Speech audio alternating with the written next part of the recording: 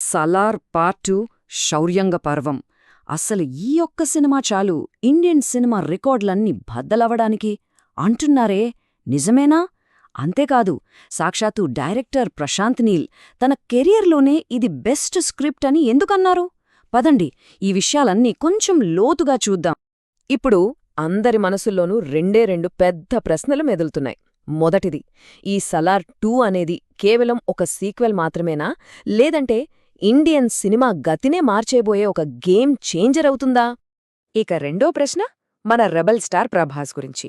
బాహుబలి లాంటి సినిమా తర్వాత ఇప్పుడు సలార్ 2లోని దేవా పాత్ర ఆయన కెరీర్లోనే అత్యంత పవర్ఫుల్ క్యారెక్టర్గా నిలిచిపోతుందా? అసలు ఈ ప్రశ్నల వెనుక ఉన్న కథేంటి చూద్దాం రండి. అసలు ఇంత హైప్ ఎందుకు క్రియేట్ అయింది, దీనికి పునాది ఎక్కడ పడింది, అదంతా సలార్ పార్ట్ 1 అంటే సీజ్ ఫైర్ సృష్టించిన సునామీ వల్లే అని చెప్పాలి.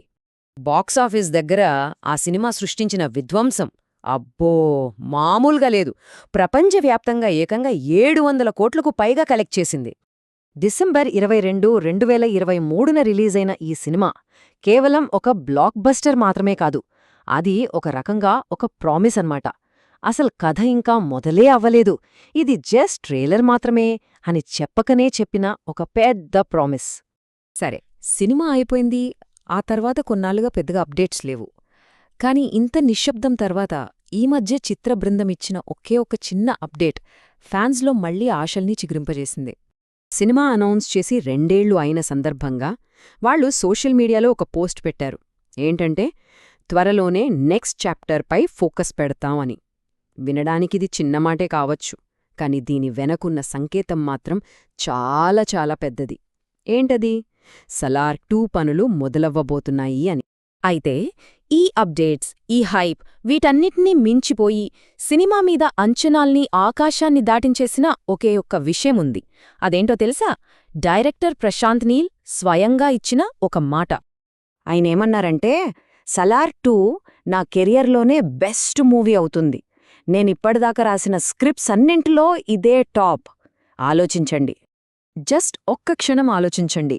KGF chapter 1, KGF chapter 2 Indian cinema బాక్సాఫీస్నే షేక్ చేసిన సినిమాలు అవి. అలాంటి సినిమాలను తీసిన డైరెక్టర్ వాటిని కూడా మించిపోయే స్క్రిప్ట్ ఇది అని చెప్తున్నారంటే ఇంక మనం ఊహించుకోవచ్చు పార్ట్ 2 ఏ రేంజ్లో ఉండబోతుందో. సరే, అసలు పార్ట్ 1కి పార్ట్ 2కి తేడా ఏంటి? ప్రశాంత్ నీల్ ఎందుకంత కాన్ఫిడెంట్గా ఉన్నారు? దానికి ఒక బలమైన కారణం ఉంది.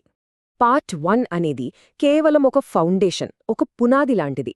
ఖాన్సార్ అనే ప్రపంచాన్ని, అక్కడ క్రూరమైన రాజనీతియాలను మనకు పరిచయం చేసింది అంతే.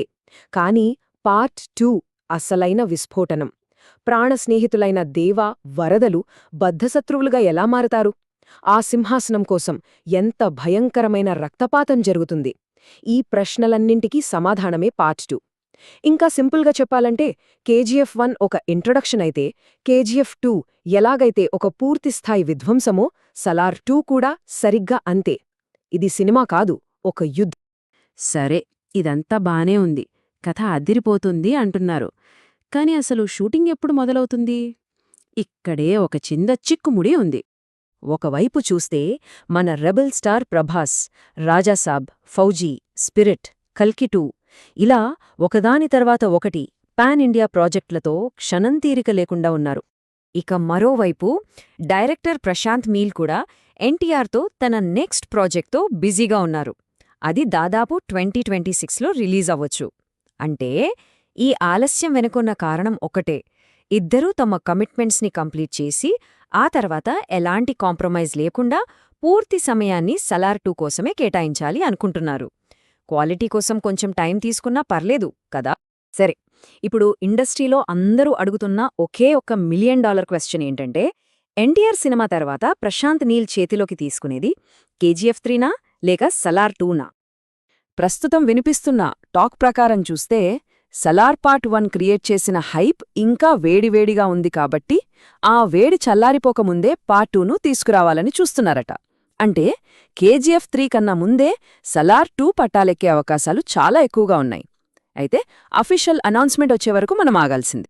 కానీ ఒక్కటి మాత్రం గ్యారెంటీ, ఈ సినిమా ఎప్పుడైతే థియేటర్లలోకొస్తుందో అది ప్రభాస్ కెరియర్లోనే బిగ్గెస్ట్ హిట్గా నిలుస్తుందా? కేజీఎఫ్ 2 రికార్డులను బద్దలు కొడుతుందా? ఈ ప్రశ్నలకు సమాధానం ఏమైనా కావచ్చు. కానీ అది ఇండియన్ సినిమా హిస్టరీలో ఒక మర్చిపోలేని చాప్టర్గా నిలిచిపోవడం మాత్రం పక్కా.